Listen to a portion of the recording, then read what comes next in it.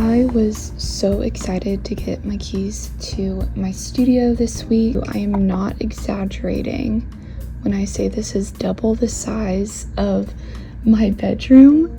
It's massive and I absolutely love it. The lighting is great. It gets amazing natural lighting during the day, and then obviously it also has lights at night and a fan, which I have not figured out how to turn on, but I'm sure that'll come, right? Even though this studio space took my breath away when I first saw her, it was very apparent quickly that she would need some TLC just to get her back up looking nice, looking new, looking fresh. There were some holes in the wall that I had to patch and gave her a fresh coat of paint. And actually, since I filmed this video, I've decorated a little bit more. I brought over a few like picture frames and some stuff for the shelves, obviously all my supplies. And slowly, I think it's definitely going to be a process, but slowly the space is just looking more and more mine and more lived in. I moved in last week and I have been so spoiled with the studio space.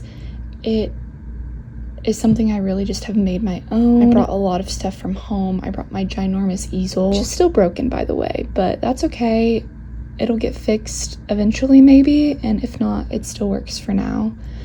I brought some of my paintings that my mom has been after me to get out of her house. So the reason that I'm getting a studio space all to myself this year is because this year I'm actually a grad student. Crazy, I know.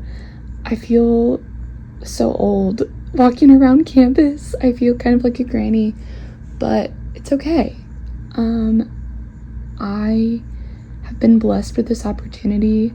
Literally such a crazy story. I was not planning on getting my master's at all. The program that I'm in is for an MA in studio art. Last year I was very against the idea of doing grad school. I just wanted to be done. I've literally been in some sort of schooling since, I kid you not, I was 6 weeks old. I'm tired. It's kind of all I've ever known, but at the same time I kind of just want to be done.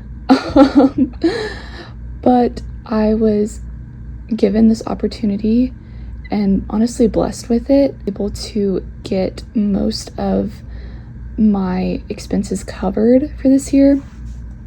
And honestly, if that wouldn't have happened, I would not be here because school is expensive. Obviously, you're paying to learn and you're paying for people to teach you.